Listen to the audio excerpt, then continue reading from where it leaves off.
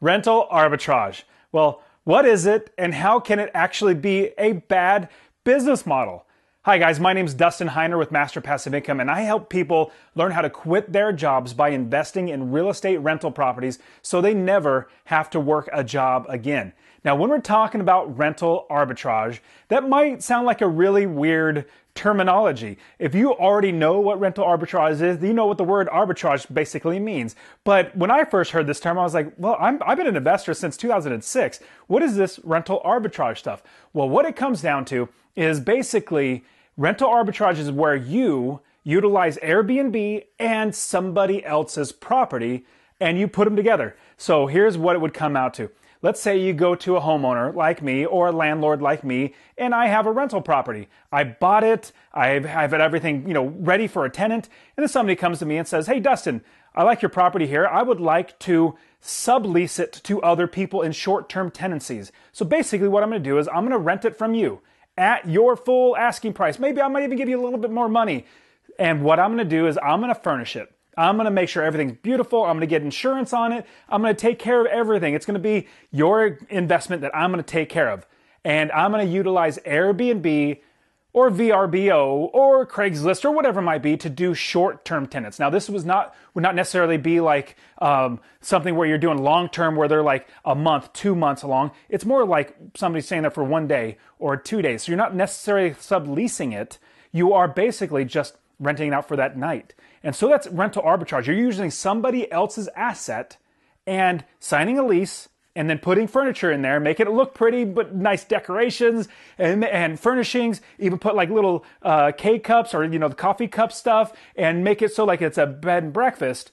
And then you collect the rents because you're bringing people in from Airbnb, VRBO. Now, I would absolutely say doing short-term rentals is amazing. You make so much more money renting out the property per day as opposed to per month. So just like hotels, they make so much more money because they rent it out about 1, 2, 3 days, maybe even a week span at a time, but they don't do like 3 months or 4 months. So that usually they have not like the rates are usually, 1 day, 2 days, 3 days. And so you have to pay per day as opposed to per month. Now, the great thing about Airbnb is if you were, like, I'll just take you my house that I live in. If I were to rent it out per month, it'd be about $1,500, maybe $1,600 per month in a long-term tenant. It's not bad.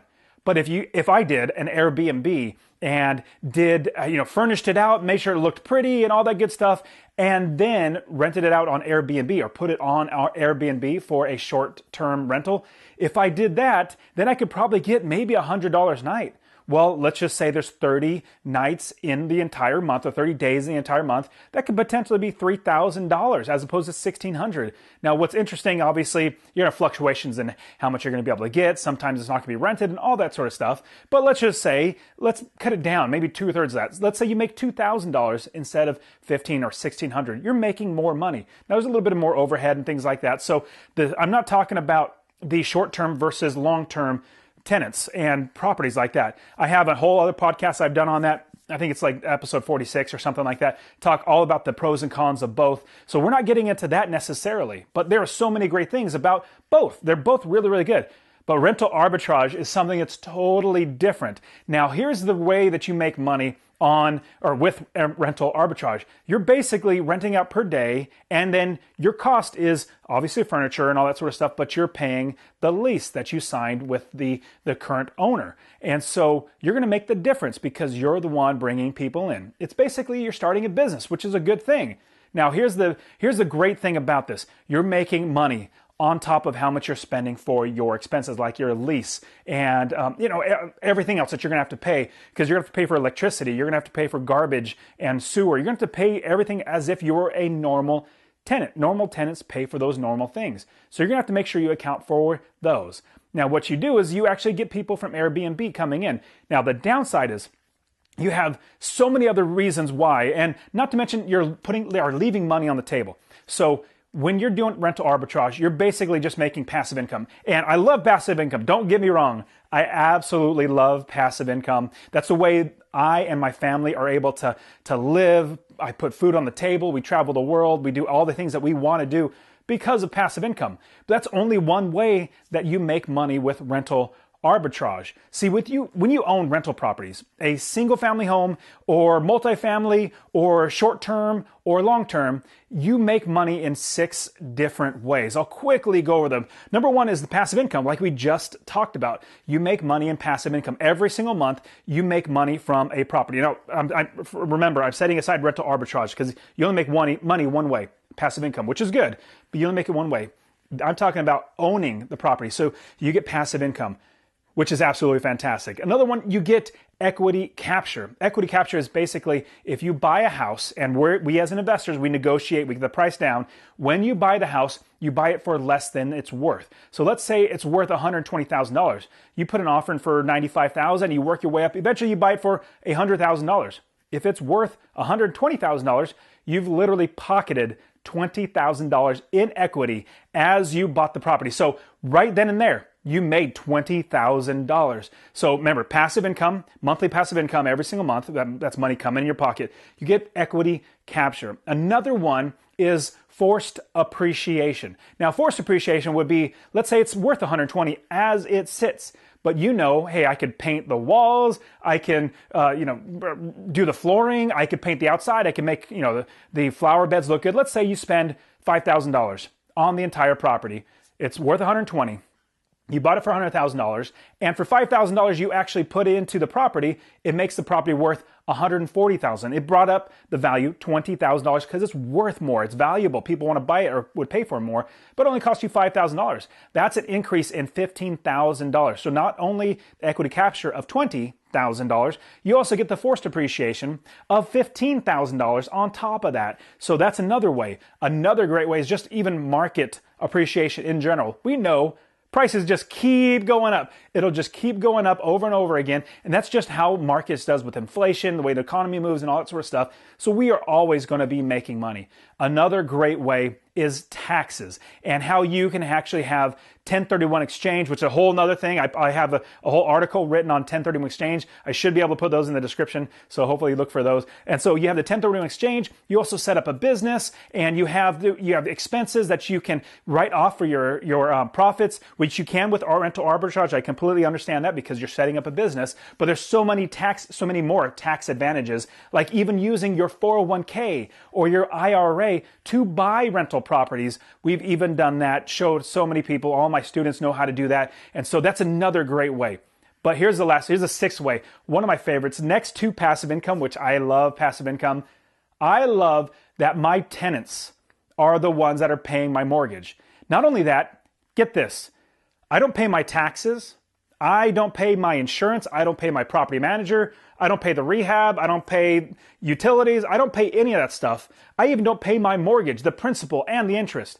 My tenants do. My tenants pay for every bit of that. And so what they do is they pay me in the form of rent. Let's say I have a total of expenses of $1,200 a month.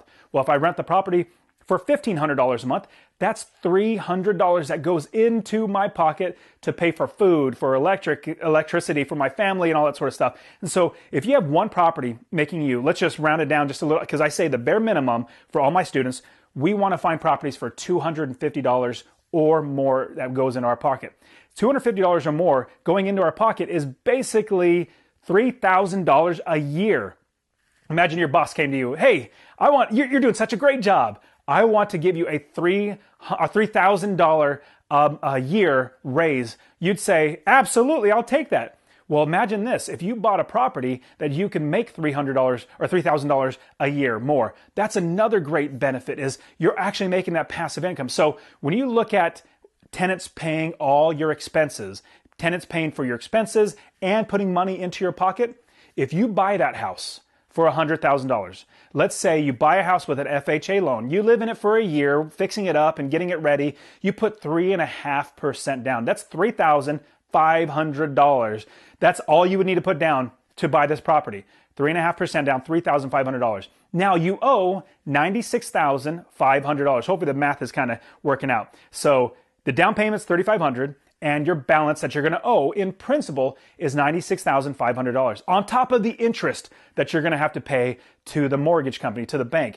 Now, when you're doing that, you're realizing that I am not paying that mortgage, that interest, that the insurance, the property management fees, the principal, all that stuff. I'm not paying it. So even though $3,500 came out of your pocket, the $96,500 and all the interest is paid for by the tenants. I have properties now that have been paid off by the tenants. Like I bought the property, tenants kept paying me rents, and then eventually paid off those properties because the tenants paid them off. I didn't do it. And everything that we're talking about right now with rental properties, I want to show you exactly how to do that. It's not hard, not as hard as you might think. I'm going to give you my free course. If you look in the description, if you click on the link in the description, it's masterpassiveincome.com/free course. If you do that, I will send you my free course that's going to show you how to do long-term rental properties where you own the asset. I'm going to show you how to find properties, how to fund properties, how to make sure you get other people to do the work for you, how to make sure that you're covering all your bases with the income and expenses and everything. I'll show you everything about the business.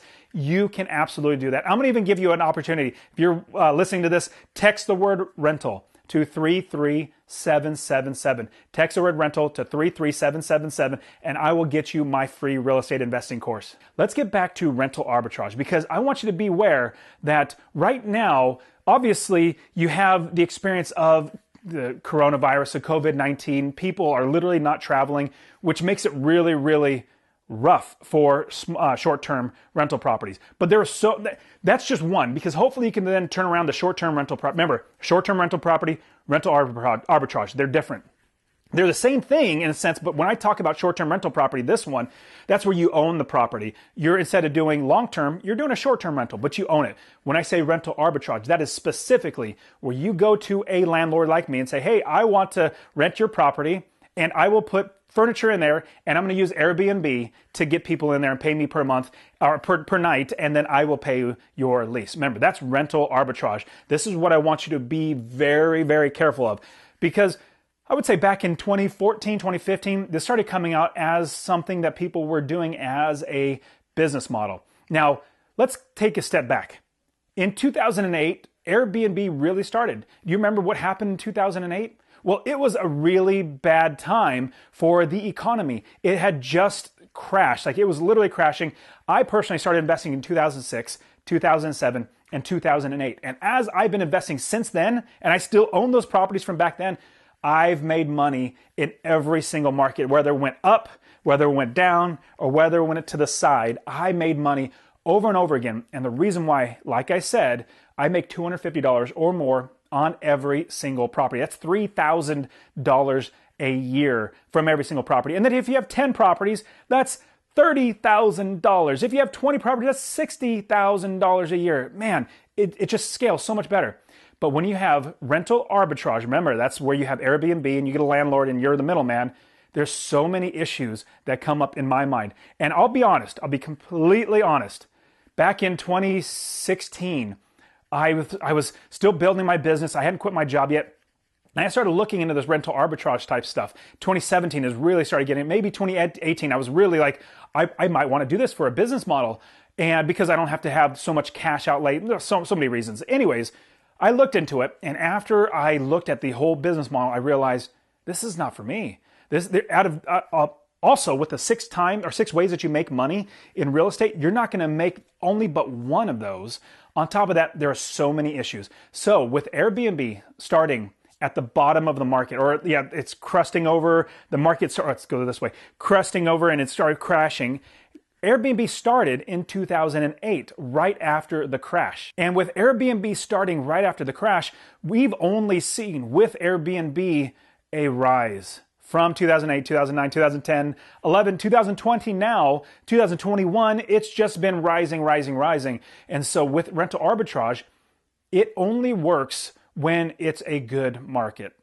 I'm going to be straightforward and tell you that. This is my opinion. My business model has worked in up, down, or sideways market. But if you have rental arbitrage, if people are not traveling, if people don't, number one, if it's a recession, people don't have money to travel, they're not going to travel. Number two, if there's a pandemic where the governments are literally shutting you down, you cannot travel, your places are not going to be rented.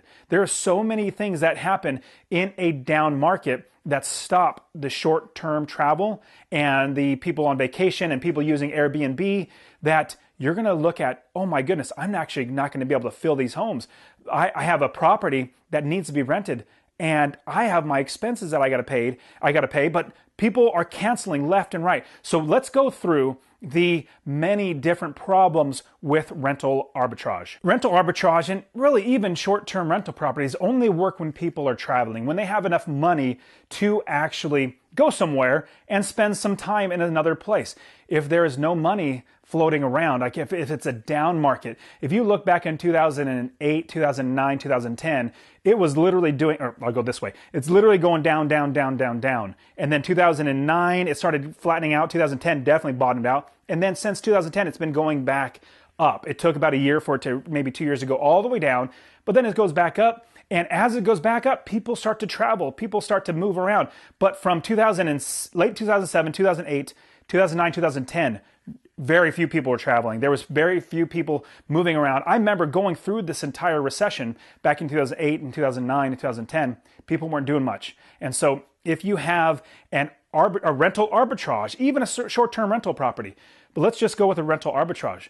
You still have your expenses you got to pay. You have to pay these things. Now, again, I know that with long-term rental properties, if you own properties, you have expenses. But here's a big thing. You have so much more expenses with rental arbitrage. So if people are not traveling, you're not going to fill your properties, just like regular short-term rental properties, even if you own it.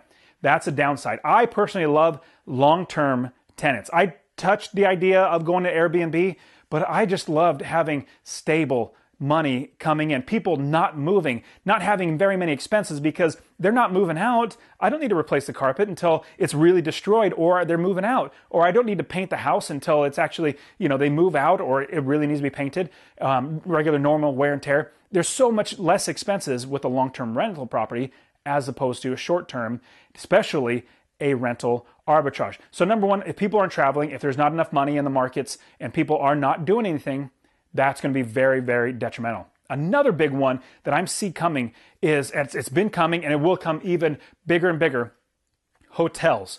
Hotels hate Airbnb and VRBO and whatever sites would be popping up. They hate those things because they're eating into their market. It's just like the taxi cabs hating Uber and Lyft, hating those because they're literally taking their business. They had a monopoly on personal travel from car to car or place to place in a car. They had a monopoly. But enter Airbnb or Uber and Lyft, enter those, and it disrupts the entire market. Hotels hate Airbnb. They are pushing so hard, and they have so much money to do this. They're pushing so hard to get legislation and regulation so that you cannot have an Airbnb. You go to major cities, San Diego, San Francisco, and all them, they're already talking about or have already enacted laws that are going to keep you from doing that, from doing Airbnb, or they're also going to tax you even more. You're going to have so many taxes on top of that to get you to pay hotel rates and all that sort of stuff, taxes. They're going to be doing this so that it's now going to be cost effective or not cost effective anymore to have these short-term rental properties. So hotels hate you. They want you out of business because you're taking their customers. You're bringing their prices down, and they've got loads of money, and they got lobbyists that would actually petition or lobby lawmakers to actually change laws so you cannot do rental arbitrage or Airbnb. So that's a big one, is legislation. So be watching out for that. If you are considering rental arbitrage or short-term rental properties, seriously consider the laws and read the laws to make sure that you're not going to be stuck. Like, oh man, I thought I was going to be able to do short-term rental property. It's too expensive to do long-term because I'm not going to make enough money. But oh man, the government says I can't do it. So be very, very wary of that. And as I've already said, you only make money in one way. Out of the 6 different ways that you make money owning rental property, if you own the rental property, the tangible asset, the land and the improvements on that property, you own an asset because it makes you money. The bad thing about rental arbitrage is you own nothing. other than the furniture and the plates. I mean, but that's a depreciating item. Let's say you buy a bed. Well, if you buy it brand new, literally the next day or the next week, it's worth 20% less, 30% less. Nobody's going to pay full price for that. In fact, my kids were bouncing on their bunk beds, and they got spanked for this. They got bouncing on it, and they broke the bunk bed. And so the bunk bed was gone, and so I literally needed to sell the mattress. Well, I bought the mattress for like $200. It's a really nice, foam cushion mattress. I sold it for like $75. That's the best I could sell it for. I think it was only like a year old, so it wasn't that bad. It was really nice. They barely slept on it. They just more bounced on it. So you're going to own furniture. You're not going to own an asset. An asset makes you money. And so if it did come down to where you're realizing, oh my goodness, I'm not able to rent it, or people are not traveling, or whatever it might be, and you're having trouble, you don't own the property. You literally have like depreciating items like beds, plates, Keurigs, and stuff like that. The only thing you can do is try to sell those for a loss. So you don't own anything when you have rental arbitrage. That's something that as investors, we own assets. The wealthy own assets. There's never been a greater way to accumulate wealth. In fact, it was Dale Carnegie who said that 90% of all millionaires became so through owning real estate. Real estate is going to be around forever. It started way back when the earth was first created to now. And, things come and go. Airbnb will come and go. You had the, Industrial Revolution that came and went, or the Middle Ages that came and went. Like, things come and go. But what's always been constant is the land, the real estate, the stuff that's there. If you own that, you own an asset. You own and you have the ability to actually utilize that asset. So on top of that, you are able to refinance. You're able to pay off loans. You're able to do home equity line of credits to build your business. I've personally borrowed so much money out of my personal residence and my rental properties, and I did the BRRRR method, the BRRRR method. I think that's what it is. It's the buy, rehab, rent, refinance, and then repeat that process. Hopefully I'll put in the description another article and video that I did all on the BRRRR method. But I've done that so many times where I had equity. Equities, I owe $100,000, it's worth $200,000. I borrowed maybe, let's say, $70,000. Pulled that $70,000 and I bought rental properties with it. And I bought them with loans, and then my tenants paid off those loans. So that's the great thing, is owning assets gives you so many options. When you have a rental arbitrage business, you own just depreciating liabilities. They're not even assets anymore. And let's get on to the next big problem. You are most likely personally, but also you could have signed with a lease, but more than likely you are on there as well. The lease with a LLC, or putting your company's name instead of your own personal name. You have long-term leases with these properties. Hopefully, if you've done the rental arbitrage right, you've done it more than just one year. You've signed like a 3-year lease. Well, what's going to happen if there's another COVID-19, there's COVID-20 or 28 or whatever it might be, and people are not traveling? You're still stuck with that lease. Now, I know you're stuck with a mortgage, but with that lease and everything else, you have so many more expenses on top of that, and you don't have tenants paying that because they're not going to be renting it out. They're not going to be using Airbnb because they're not going anywhere. They literally cannot go anywhere. As I'm recording this literally right now, we're in the middle of the 15-day that President Trump said, hey, everybody, we're going to lock down for 15 days. I'm recording this in the middle of this 15 days. And what I'm telling you is that if nobody's traveling, you have expenses still, but you don't have the income. For my tenants, my long-term tenants in a property that I own, they're still paying me rent. Now, I know some people say, well, what if they lose their job, and what if, and what if, and what if? I'm like, yeah, that's another what if I'm going to have to contend with, but I'm going to forego it. I'm going to say not remove it or abate it or get rid of the rent, but my long-term tenants who are in there, if they're having a trouble for 1 or 2 months to get back on their feet, I'm going to say, hey, we're going to defer those, but you're going to have to make those up. Hopefully, we're not going to have to evict. I hope everything works out really, really well, but I'm not going to give up. I have to still pay my mortgage, and so we're going to make that up. But because I have so little, like your lease is going to be, let's say your lease is $1,500 a month. Well, your mortgage on a lease, or my mortgage on a $1,500 a month, is only $800. So that's a big difference. That is $700 extra come out of your pocket to go to a lease because you're still paying the landlord. So you're on hook for these leases. Now, let's just say you have one rental arbitrage property that is going to put you like, oh my goodness, I have a lease. I have to make sure these leases are paid, the electricity, the utilities, and all that stuff is paid. As a homeowner that has long-term tenants, I don't worry about that because the tenants pay for the electricity, the sewer, the tenants pay for all that. But if you're a rental arbitrage with one property, okay, you might be able to float that. It might be okay. But let's say you were really working hard. You're a go-getter. You took the courses. You did everything for rental arbitrage told you to do. And you're going to be a millionaire. You're going to have so much money.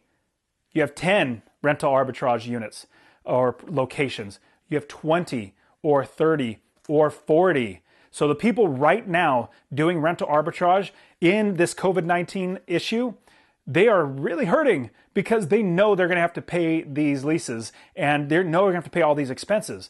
And so when you are signing these leases, you are going to have to realize that if you're signing a 3-year lease, you're locked in to these payments. You have to pay them or you're going to be evicted. You're going to be evicted. That's going to be on your credit. It's going to be bad. Now, here's your business model. You're built on other people's assets. Why not build a business on your own asset? Now, here's the great thing.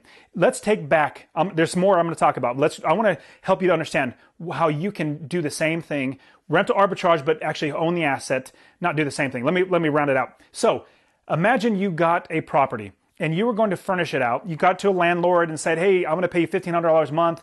I'm going to furnish it and everything. I got to buy everything. And then I'm going to do Airbnb. Well, it's going to cost you maybe $2,000. $3,000 possibly, beds and couches and plates and all that's, tables, chairs. It's going to cost a lot of money. Even a refrigerator. Most times there's not a refrigerator. That's going to be $500 in itself. If it's going to be a really nice place, it's going to be $700, $800. So imagine $3,000 coming out of your pocket to rental arbitrage a property. That same example I showed you in the beginning where you buy a house that's an FHA loan, $3,500. That's only 3.5% down. If you buy a $100,000 house, that's only $3,500. So what you would normally pay for a rental arbitrage, you actually own an asset. You move in there, you live in it for a little while, you fix it up, and because you already have your furniture, you don't have that extra expense. Then you pull that stuff out and you put a tenant in there. Then you own that asset. Then if you want to do Airbnb, go ahead. You own that asset. You can absolutely do that. So that's what I'm saying is if you own the asset, you have so many more options. If you were having a rental arbitrage, you have so few options. It's literally just Airbnb and VRBO or nothing, and you are stuck. This business model is built on somebody else's foundation, somebody else's asset, when you can absolutely do this yourself. Another very, very big thing is you got to be ready for refunds. You got to be ready for refunds when something like a COVID-28 comes around and you have it booked out. Like you say, oh man, I have 20 properties. All 20 properties are booked out. Everything like we're living high on the hog. Economy's just booming. We're doing fantastic. People are traveling. I'm making so much money and I'm buying this. I'm spending that. I'm not buying assets. I'm just spending the money. What happens after something like this happens? People cancel on you, but they've already prepaid for, day 1, day 2, day 3, whatever it might be. They've already canceled. So you're looking at right now, even if you're in the middle of this 2 weeks of the pandemic, the shutdown of everything, the economy, they've shut down everything. And so that's not going to be just 2 weeks. It's going to last. Like people have canceled for months out. So if it's in March when it closed down, it's not going to pick up until June or July, possibly even August. Imagine floating those lease payments, those electrical payments, the utilities, and all of that for the entire 5 months. And not just floating that because people aren't coming in. On top of that, all the refunds that people are then needing back. You may have, hopefully, you haven't already spent that money. This is another downside of short-term rental properties. Hopefully, you've not already spent that money. If you have spent that money, oh my goodness, you're going to have to go into debt to give the money back to these people. So many big problems that I'm seeing with rental arbitrage, short-term rental properties. Here's my opinion. So I want you to get started investing in real estate rental properties, long-term properties. You own the asset. And so click the link below. I will give you my free course. So in the description, I will absolutely give you my free course. It's masterpassiveincome.com/free free course. And on top of that, I also want to give you the opportunity to text it and get it as well. If you text the word rental to 33777, text the word rental to 33777, I will absolutely give you my free real estate investing course for free, 100% for free, getting you how to find properties, how to analyze deals, how to get the funding, how to make sure you manage it without you actually doing the work. It's an automatic business, having other people do the work. I will give you all that for free, either masterpassiveincome.com/free course or text the word rental to 33777. So what I'm telling you is that there are so many bad things about rental arbitrage, and the biggest one is you're going to be on the hook for these leases. Now, I know you're going to be on the hook for the mortgage, but you have long-term tenants. They are literally hunkered down. Like when they say, don't go anywhere, everybody, my tenants are fine. Or they stay in their houses that they're renting from me, so they can't go anywhere. If you have a rental property that's vacant, that's a long-term or a short-term, especially rental arbitrage, they're not coming into that property. They're staying in mine because they can't go anywhere. They're staying in mine. Yours is vacant and you're not making money. So with rental arbitrage, it's going to be very, very difficult for you to build a solid, long-lasting, foundational business that has assets. See, when I started investing in 2006, 2007, 2008, I learned a lot of things. I learned a lot of ways not to do it, as well as a lot of ways to do it. And going through that recession, I saw, and here's the biggest thing, if you take anything away from this, buy assets and then make $250 or more in passive income every single month. And in my free course, I will absolutely show you how to do that. And so what you're going to do is you're going to buy the property. That's an asset for you. Get a long-term tenant in there that you make sure that the income and the expenses, that there's a difference there, and that's your passive income. That's $250. So if its expenses are $1,000, you're renting it for at least $1,250, and you're making that difference. See, the great thing about long-term rental properties and the way we do business at Master Passive Income is we know with a 99.9% certainty what the expenses are. We know with a 99.9% certainty of what the rents will be. We also know who's going to manage the properties because we set up the business first. We know all this. And so when somebody says, well, real estate's really, really risky, I'm here to tell you, I do everything else in my power. I'm not very, I don't like risk very much. But I have 30 plus properties now. And the properties I bought in 2006, 2007, and 2008 still make me money hand over fist all the time. I made at least $250 in 2006, 2007, and now 2020, 2021, 2022, I still make money every single month from my long-term tenants. So hopefully this has really given you a good perspective that rental arbitrage is a very rough way to do a business. I personally don't, because I love not working, not having to do a thing. Other people do the work for me, and I still make money. I still make money every single month because my long-term tenants pay me money. And so if you are going to do short-term rental properties, what I would suggest is having that maybe be 10 or 20% of your entire portfolio of real estate. The rest of it should be long-term properties. Now, I'm going to say do not do rental arbitrage. You can absolutely do long-term assets on your own without doing rental arbitrage.